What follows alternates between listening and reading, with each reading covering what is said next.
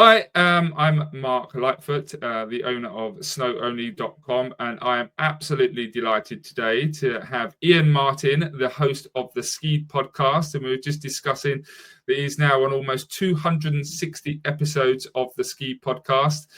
So if you are interested in anything that is ski related, Ian can give us a little bit of an insight, but please go and see this Ski Podcast and listen along. Ian, do you want to give us a quick 2 minutes of your background? We're here for your full knowledge, so maybe you can tell us about where you got all that knowledge from. Yeah, I mean, I don't know. 2 minutes might be quite difficult to compress it because I've been working in the industry since 1988, which is when I did my first ski season with Bladen Lines in Châtel. And I subsequently did another 5 ski seasons after that. And worked by then I'd transitioned to Crystal Ski.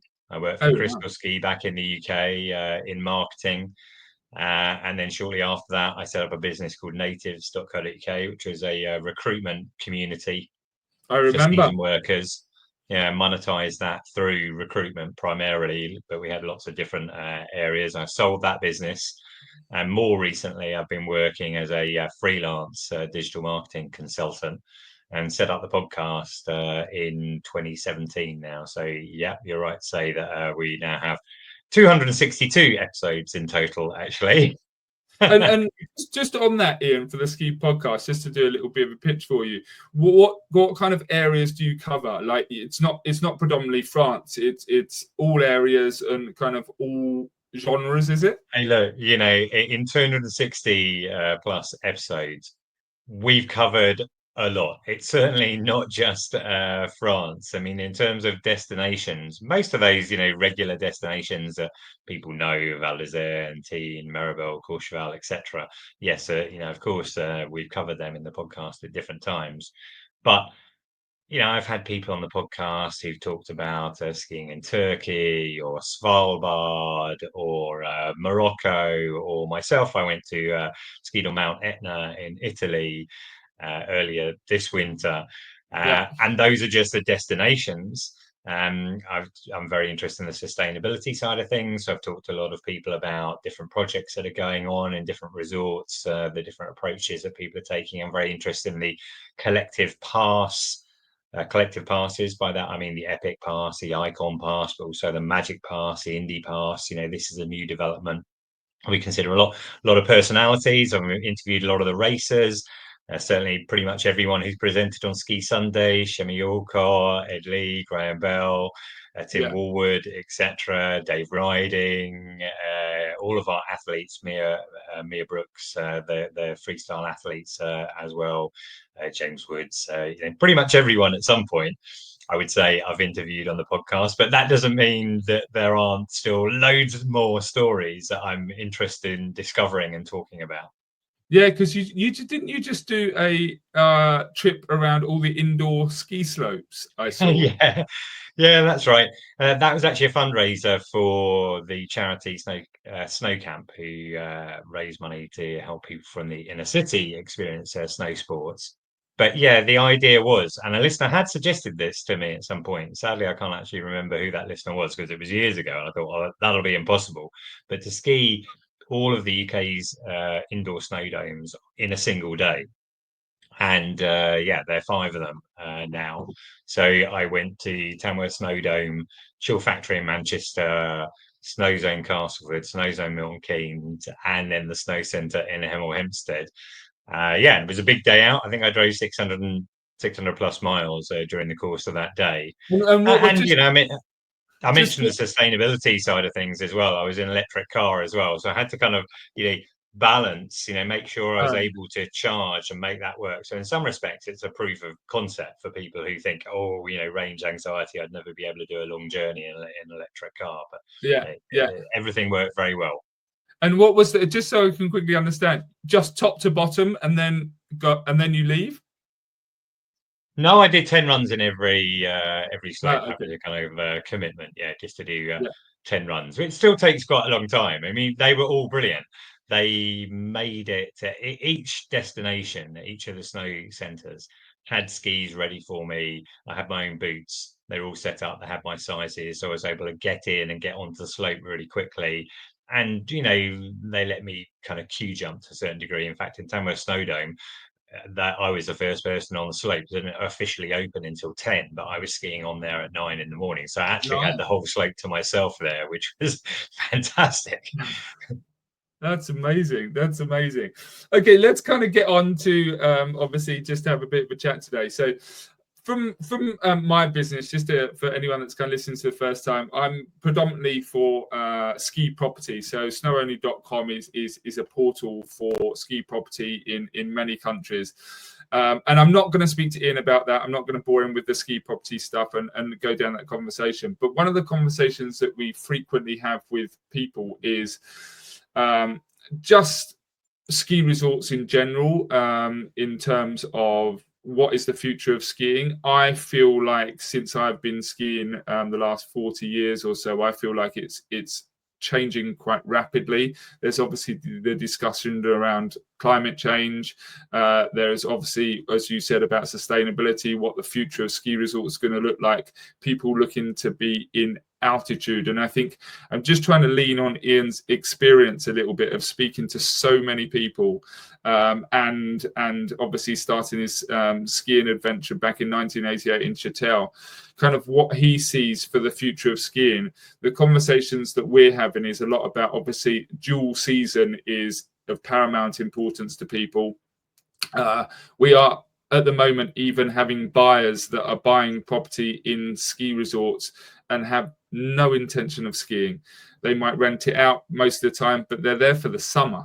They want to go walking, they want to do the e-biking, they want to do the wellness centers, they want to just be in the mountains. I think this is all an effect of more highlighted after COVID. What we experienced through that is now maximized through the mountain. It's the complete opposite of what we experience, and I think that's what kind of people are after. So as a bit of a general question, but I am interested to get Ian's take, where do you see the whole kind of ski resort going in terms of the activities? Do we even get to a point where they're not even, I always question snow only, maybe we should be mountain only, it's just is that kind of like the way we're going at the moment? How do you see the next 20 years? And then we'll kind of move on to something else. But I know it's a bit of a broad question, but just an overall take on how you see Brisbane. Yeah, it is a very broad question, and you mentioned a whole number of really interesting topics in that introduction there. Hard to know where to start. I mean, maybe I would start by saying that evidently ski resorts are affected by climate change. There's plenty of evidence to show that is the case, and anyone who's been skiing in the last few years will probably have seen that, depending exactly on when you travel. And that means that ski resorts are thinking very carefully about the future and how it's going to impact on them, because the winter is their main revenue area. Way more people, probably 80-20, would be a reasonable, for most ski resorts, would be a reasonable 80% coming in winter, 20% coming in summer, if you wanted to approximate. There's certain resorts like Chamonix and Zermatt, which are completely different, where you get as many people, if not more, coming in summer. So you're right. Ski resorts want to look at developing themselves, as you said, 2-season destinations, even 4-season destinations. They're really exploring how they can encourage people to come and to put more on for people out of season, let's say, out of winter. Yeah, I love ski resorts, the mountains in summer. I can totally understand why you would have clients who would buy properties to go out there in the summer and enjoy them. We had a property in Chamonix for a long time. And I mentioned Chamonix in the summer as well. I'll be going out to Les Arcs in about a month's time to go trail running and mountain biking, while I'm out there. But ski resorts are definitely keen to get people to come out of season. And there is a demand there, and an increasing demand as well. If you think about what's going on in Europe at the moment, we're in the middle of a heat wave. Okay, it's slightly cooler where I am in Brighton today than it has been the last couple of days. But in the center of Europe, it's extremely hot. Now, ski resorts are mindful of the fact that people want to escape the heat. If you take France, for example, historically, people have flocked to the south of France, to the beaches. But if it's getting too hot there, they're more likely to head to the mountains where it might still be 30 plus or 30 degrees because you get some amazing weather up there, but it's cooler. That's Yeah, like 10 degrees cooler than it would be elsewhere. So that is sort of playing into their hands a little bit. In relation to the 2 season or 4 season side of things. yeah, Um, you said, should you be called mountain only rather than snow only? That's more to do with perhaps how you want to pitch yourself. I don't think, if your question is skiing going to stop or will there be no snow? No, I don't think that's the case at all. There'll definitely still be skiing in the time limit you suggested, 20 years time. But we will see a continual drift upwards. You mentioned the higher altitude resorts. And to look at that conversely, the lower altitude resorts are already struggling. We have seen smaller resorts, community resorts, you might say, where a village or a town might have one or two or three lifts, and they've been subsidizing them, but they're too low. They're not getting enough yeah, people. It's costing the commune too much, and they're taking the decision to close that down. And when people may have read these stories about ski resorts closing, typically that's what we're looking at. But yeah, as that snow line rises, as temperatures rise, and that precipitation, instead of falling as snow, falls as rain, it will start to affect other resorts of lower altitudes. And I think it's inevitable. 20 years, we'll probably see that kind of change, that the higher resorts will become the more common choices for destinations, and other lower resorts will inevitably, cease offering skiing. yeah. It's interesting because I always kind of think from this side of it, if obviously the effects of climate change and the, let's say, the expense of things like snow cannons or infrastructure and all that stuff, is that going to have then an effect on lift pass prices? Does it get to the point where skiing just becomes for the very wealthy? And then how much traffic can you actually get through? Because at the same time, at the moment, there was a video I watched on YouTube the other day about the amount of development going in at Courchevel 1850. So the knock-on effect is obviously maybe rising costs to go on a ski holiday, which we can see already through the rentals, which I've seen. Then you have only a certain clientele can afford to go skiing, but then at the same time you have overdevelopment in the ski resorts because obviously developers want to make money to sell it. So then what's going to happen in terms of people's ROI? Because how can you get all these people through the ski resorts? Is there still enough people going through to want to go on holiday? Is that dipping down or is it going up for the next kind of 20 years? You can see how the stepping stones in my head kind of work for that. Any insight? Yeah, for sure.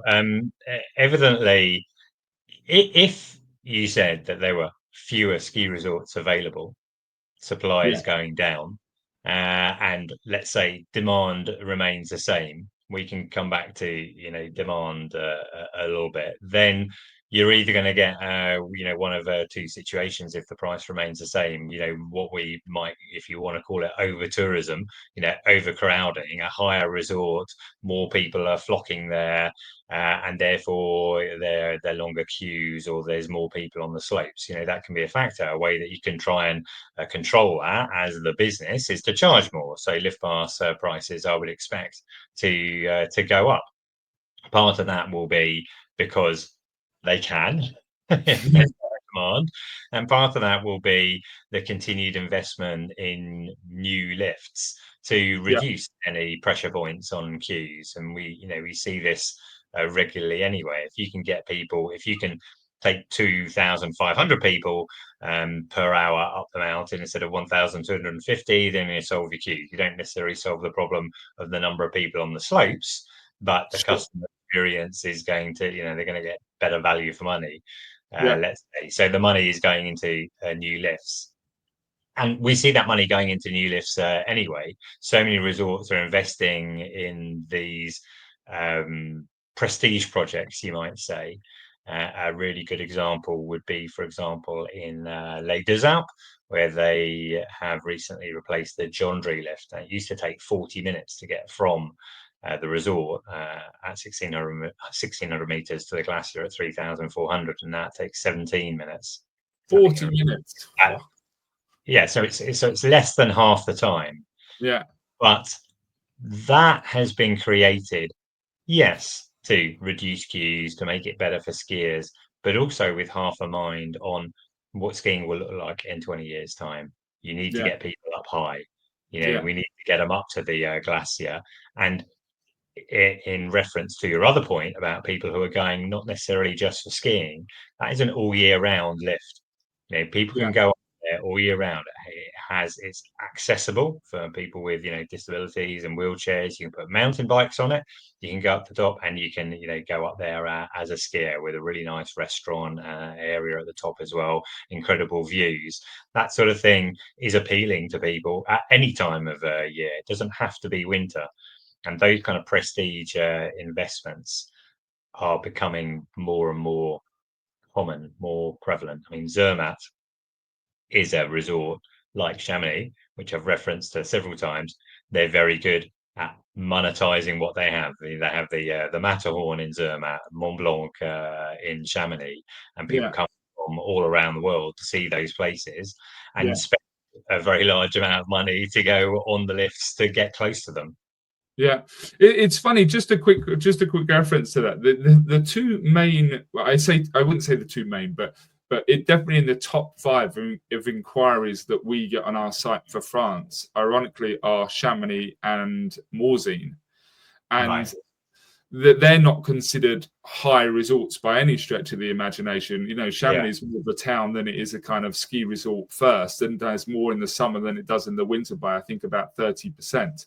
So it's still that people want to be in the mountains rather than necessarily wanting to be at 1800 or whatever it is. Those two kind of iconic places still demand a lot of attention. So there is always a bit of an argument the other way.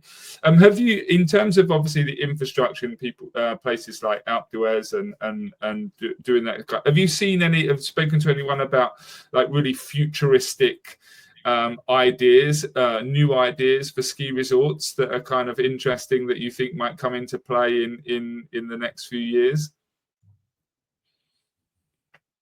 I mean, I guess evidently increasing use of electric vehicles is something that we're going to see across the board. And you talk about a 20-year boundary here as a suggestion. So we know that across Europe, we're looking at 2035 for all new vehicles to be, or all new cars to be electric vehicles. But I think we'll see an increasing number of electric piste groomers, snow groomers. Oh, yeah. There are a few on the market already, and they are limited slightly in, I guess it's that range thing. If you're going up a slope, if anyone's driven electric cars to the Alps, you'll know that in that final section, when you go up to the resort, it kind of burns through your battery.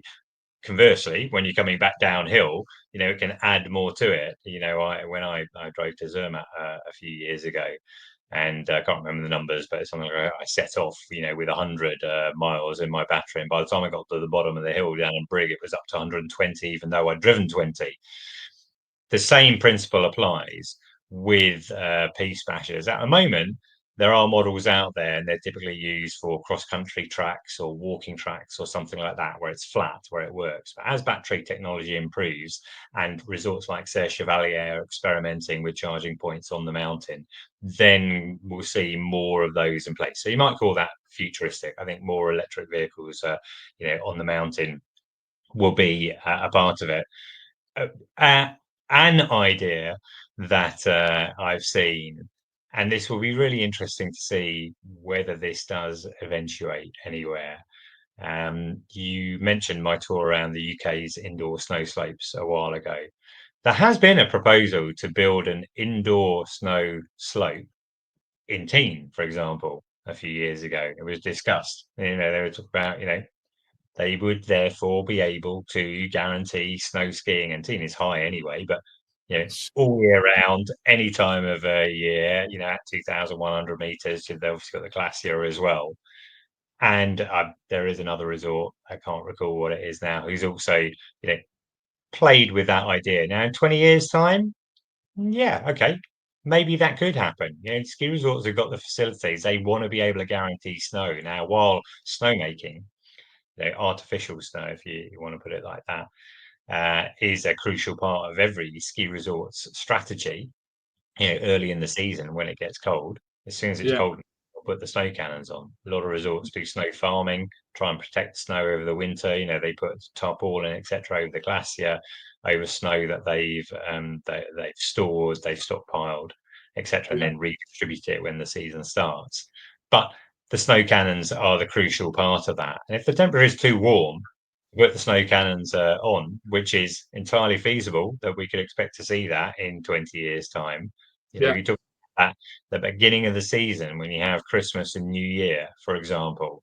Those are two really crucial periods for ski resorts. And the early season, sometimes it works well, sometimes it doesn't work well. You certainly don't have the base that you're going to have later on. Yeah. I would see that it could be possible for a ski resort to have their own indoor centre.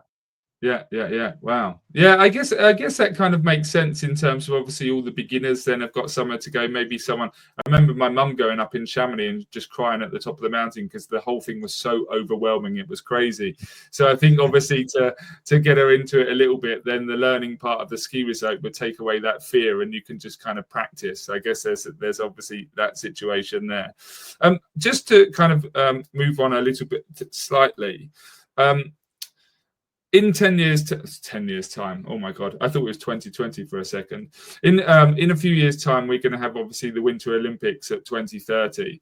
When we're talking about obviously infrastructure at the moment in a lot of the resorts improving lifts or speed of lift or quick access up to the slope, do you think for the Winter Olympics, and this is kind of a little bit linked with people's property purchases, because we do get a lot of people asking, what kind of effect do you see and long-term effect do you see on having the Winter Olympics in the Alps in terms of a race for infrastructure to get it all kind of up and ready, and then long-term after that, whether that will stay around and then improve the whole resort? So we're talking about the Winter Olympics to be held in France. Yes. And But you've got 2026 as well, haven't you? One of the reasons for choosing France is that a lot of the infrastructure is in place already. There is a considerable lobby that is concerned that anywhere that chooses to host the Olympics that's not a petro state, is going to spend a huge amount of money on facilities that will never get used again. And that's one of the reasons that France, has collaborated to take this bid. I think they are building. Nice is going to be the centre for the opening ceremony, and they're building like a new stadium there or something like that. But otherwise, they're using existing facilities. They haven't exactly decided where they're going to hold all the races yet. But I heard earlier this week that there's going to be a World Cup downhill in Courchevel, men's downhill in Courchevel this winter, which suggests they're probably going to hold the men's downhill there. Previously, World Championships, they held the women's events in Maribel. They're certainly holding the freestyle events, I think, over in Chevalier or Sestriere, somewhere like that. It's spread across lots of resorts, but one of the reasons is that those facilities exist already. So the lifts, yes, they'll be upgraded, but the connections are all very good already. So I'm not sure that beyond the resort's continual improvement in the lift system across the board, there will be a big difference. So really, just from a short-term kind of rental perspective, obviously, it's just going to be very busy over that period. For sure. I mean, we are only talking about a couple of weeks, but I think what happens is when any destination hosts the Winter Olympics, then you get a certain flow of people coming in afterwards because they want to ski down the Olympic piste, for Yeah, example. of They want to course. say, "Oh, I've skied down." If you go to Wengen, you want to ski on the Lauberhorn, right? If the Eclipse in Courchevel ends up hosting the men's downhill, which is the blue ribboned event, then many people will want to ski on that. Or if you're a freestyler and you want to go to the site of where the half pipe was or the slope style was, then people will come in like that. In the same way, I guess, in relation to the Tour de France, that if a resort, lots of the resorts bid to be the destination for the end of the stages, because they know that that will attract a lot of people in summer. And we Yeah, talked about the summer yeah, side of things, and in fact, yeah, with cycling in particular, it's a good way to cover all four seasons because people do come on the shoulder seasons for that type of thing. So, yeah. for a resort to host one of the stages of the Tour de France is a really key part of their strategy, and actually can have much more impact on a longer term basis for someone who is renting out a property, let's say, than the Yeah. 2 period of the Winter Olympics themselves. Yeah. Actually, something you just said there, Ian, I just kind of sparked something in my head. It's quite interesting. We are so focused on ski resorts, of calling them ski resorts. But as you said about the cycling, it's becoming such a big thing now, isn't it? The PR is, I guess, always, as you said, with the 80-20 of people still going skiing 80%, 20 in the summer. But I've spoken to loads of people around where I live, and they're all going to the Alps to go cycling. Yeah. Do you think that kind of like is it the PR behind it that's kind of gonna spread the 80-20 to more 60-40, or just bring up the summer side of things more? Because we always talk about which ski resort you go to, don't we? We'd never say cycling resort or anything like that, but it's definitely growing, that side of it, isn't it? That kind of that fitness, fresh air, movement in the mountains. That seems like the pull at the moment, doesn't it? Yeah, I mean, I think the way you summarize it there is exactly how most of the resorts would summarize it. And I think that this is tourism and they are destinations, and Yeah, they're not just ski resorts. And all of the savvy resorts are marketing themselves as such, with many options. When you were talking about you talk about people who go for just the wellness side of things, or maybe if they're a younger, funkier resort, then the après ski side of things. I've been talking to people in the industry who tell me that there are people who go on ski holidays who don't go skiing. They just go for the après because they like the scene. yeah, yeah. It's interesting. We had a conversation. We had a buyer recently that came to us and asked for um, a branded residence because he wanted all of the things that a brand offered: the wellness, the spas, the wellness, the service, all that kind of stuff. And I still think that's something um, that's going to come to the Alps, and there isn't actually that much of it available. The likes of Amman or Ritz Carlton or Rosewood, all these kind of things, where you get a lot of them in Japan at the moment, where they're doing these kind of things, but definitely less so in France and Italy and stuff. It's a lot harder to find. So maybe that will be the next thing in terms of the management. I know one development is building in Maribel, and they're going to have kind of that style brand, and it's really pushed the price up of what people are prepared to pay for something because it's associated with the service that people want, which then goes back to what I said of the kind of high net worth individual that's now going to ski resorts rather than the less, and they seem like they're kind of catering for it. Anyway, that's another conversation. Well, I've already kept you for plenty of time, Ian. I just want to quickly go over something before you go. It was just about getting to resort. I know you did this Eurostar trip quite recently, and my son is banging on at me at the moment, going, "I want to go to the Alps on the Eurostar because it's his preferred way of traveling." Do you think that there was? I spoke to someone the other day about the new train that's coming from Paris, and I think to around the Les Cibelles ski area, that's kind of shortening the distance by quite a lot. Do you think that will be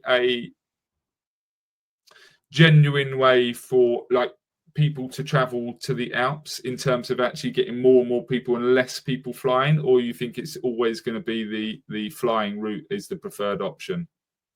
Right. Okay. So I mentioned, I have this strong interest in sustainability, and I Yeah. also set up a lobbying group called Ski Flight Free, which you can find at skiflightfree.org. And there's a huge amount of information on there about train travel.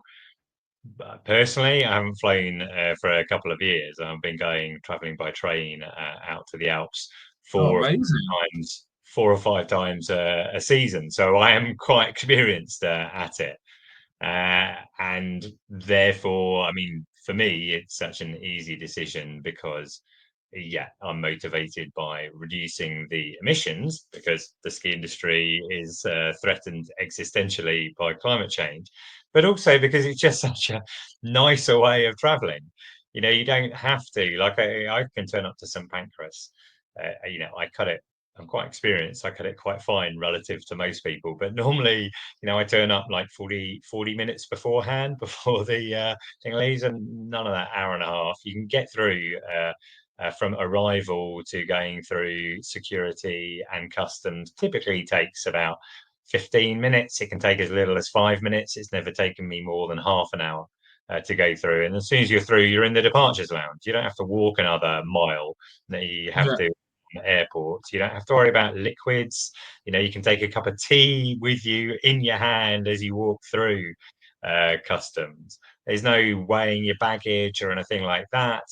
So it's just much simpler to check in to get onto the train itself. And then the journey itself, is much more entertaining. You see the countries that you're traveling through rather than just flying above them. It adds more to the holiday. So Yeah. this is what I love doing. Now, the issue is, why aren't more people doing it? There was a recent survey by the Mountain Travel Trade Network, which showed that only 2% of people are taking the train. And while it's very simple for me, I can kind of get why other people might not want to do it. I mean, typically it is more expensive. It's not as that much more expensive than flying as people might expect, Yeah. because people really take into account, they look at the cost of the EasyJet. Then maybe they might think about the cost of checked baggage as well, and they add that in, and because that's quite a lot these days. And then they kind of forget about getting from the airport to the resort. If I travel by train, I can take the train all the way to, let's say, Moutier if I'm going to Maribel or Courchevel, or Bourg Saint Maurice if I'm going to Val d'Isère and Tignes. So I've done 95% of the journey already. I just have to do a little bit at the end. And in some cases, if you go somewhere like Les Arcs, you just get on the funicular in Bourg Yeah. Saint Maurice, free to people if they've travelled by train. So you get up to Les Arcs for free. So as to whether more people would do it, the limiter probably is Eurostar. Currently, they are the only provider who will take you from the UK to Europe by train. So you have to Yeah. travel with Eurostar. And Yeah. while they're talking a good game at the moment about direct trains going through to places like Basel and Zurich and Geneva, that doesn't exist. And if it does come onto the table, it's not going to come onto the table until maybe 2030. Yeah. And therefore you have to change. And the snow train that you referred to, Eurostar snow train, that's not such a big deal. You change in Lille, you don't have to change platforms. You can read about it on Ski Flight Free. You just go to Lille, walk up the platform, go on a different train. It takes you to Moutier and Bourg Saint Maurice. Yeah. And however, I tend to go across on the underground, the RER in Paris. It's just 2 stops on the RER from Gare du Nord to Gare de Lyon, and then you go on to wherever you go. I don't find that particularly difficult, but someone might not want to do it. You can Yeah. get a cab. It's a bit more complicated. When you get on a plane, you do fly from A to B. Typically, you're going to hire a car or get a transfer straight from there. So it's a bit easier. I think that what would make a difference would be those direct trains. And without going into the full detail of it, Eurostar is a monopoly at the moment. There's a lot of discussion about whether other operators would operate on that line. There's certainly 3 companies who have put their hand up and said, we'd like to run trains, Virgin being one of them. Yeah. Wow. Compete with Eurostar. that would bring prices down. We all know that competition typically, is good for the consumer. You tend to, get a better service and lower prices, but it might also bump Eurostar into introducing these direct trains, which is why they've been doing a lot of PR about it recently. Yeah. And, that in the timescale you're talking about, if you can get on a train in London and go straight to Geneva, yeah, a lot of people would do it. I mean, not just for skiing, for finance and just in general, a lot of NGOs are based out there as well. It would be so much better for many people. But I think in terms of obviously being able to work as well, obviously a lot, on a train, you can sit there and pretty much that's your co-working space until you get to the other Yeah. side, isn't it? Yeah, for sure. For someone like me who is freelance and can work from anywhere doing digital marketing, typically, yeah, it's a full day's work with better views. Yeah. So that just in summary, that kind of the whole experience of obviously seeing the beauty of traveling on the train all the way up there, obviously is quite a compelling for anyone to have a go and see what it's like. No. For sure. I mean, I would evidently encourage as many people to choose to travel by train that rather than flying, because Yeah. the carbon cost relatively is about 10% of the carbon cost of flying, and in relation to the carbon cost of a ski holiday, depending exactly how you're doing it, where you're going from, 50 to 80% of it is in the flight. So you can Yeah. make, if you want to make a difference, you can make a significant difference by Yeah. taking the train. However, I recognize that that's a harder decision for people. And the what I'm moving more towards now is to promoting the idea that actually, you can easily drive an electric vehicle from the UK to the Alps. Everybody's got a car. An increasing number of people have got electric cars, but a lot of those people would think, oh, well, I'm not too sure about driving it all the way to the Alps and back. Well, I've done that 4 times now, and it's not that difficult. You know, 4 years, the 5 years ago when I first did it, yes, it was harder, but the supercharger, rapid charger network is so prevalent now that every Yeah. service station, through France, which is my route typically to most of the main resorts, has chargers, and it's not an issue. You do need to do a bit of planning in advance. You need to download the apps, stick all your details in, because the last thing you want to do, and I can tell you this from experience, is to be trying to download an app while you're standing outside in the dark and it's snowing in January, and trying to stick your card details into your phone. Do all of that in advance, so you've got Yeah. it all set up. And to be honest with you, there's a network called the Ionity network, which just have so many really good chargers. And in my experience, I never had to queue, or I had to queue for 1 minute for a charger at one time on my most Yeah. recent trip, which was to Chamonix and Courmayeur in January. And if you travel by an electric vehicle, evidently there's no tailpipe emissions. Yeah. So there's embedded emissions from the car, but we'll set that aside. So the emissions come from the cost of charging, and if you're charging from Ionity or Tesla superchargers along the way, they are all 100% renewable. So there's zero emissions from that as well. So your only emissions actually come from Eurotunnel or the ferry, whichever you take, and so Yeah. they are negligible. It's very close to zero emissions if you travel to the Alps back and forth in an electric vehicle. And what's the website, Ian? Just as a reminder to have a look on it. Skiflightfree.org. Skiflightfree.org. I'll put a link in for people to go onto it. I guess just in summary, I guess a lot of it is the reliability. You kind of mentioned EasyJet and things like that getting there, but there always seems to be a delay or a cancellation anyway, right? At least I think that people are taking the car because they know exactly when they're leaving and exactly when they're getting there as well. There's no fuss around, is it going to be delayed? When are we going to get there? This was a hassle, whatever Yeah. it is. It's all kind of in people's control, isn't it? Yeah. I mean, in the world of travel, there are uncertainties. There are things that happen, and flights, do get delayed. And the thing I dislike most about flights is when you get stuck on the plane on the tarmac.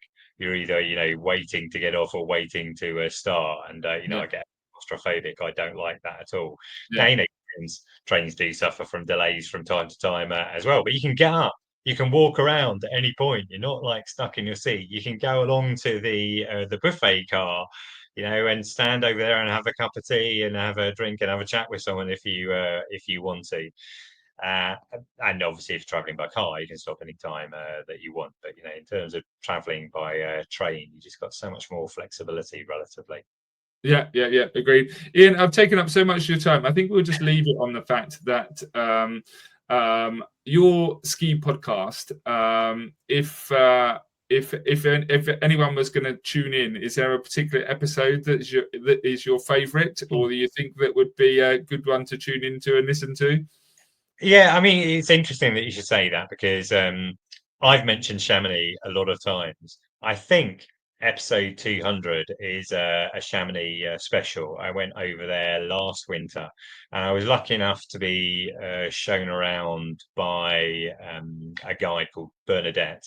It was the 100th anniversary of the first ever Winter Olympics, which were held in Chamonix in 1924. So I went there in 2024. Yeah, that makes sense.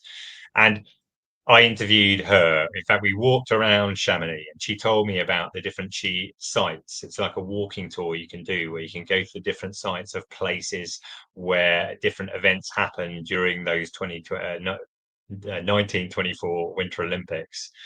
And therefore, because it has that attachment to Chamonix, that's probably my favorite episode. That one, episode 200. Perfect. I will put the link below for people to have a listen to. But Ian, thank you very much for your time and your knowledge. It's all really, really appreciated. If you want to contact Ian, what's the best place to contact you for any questions, Ian?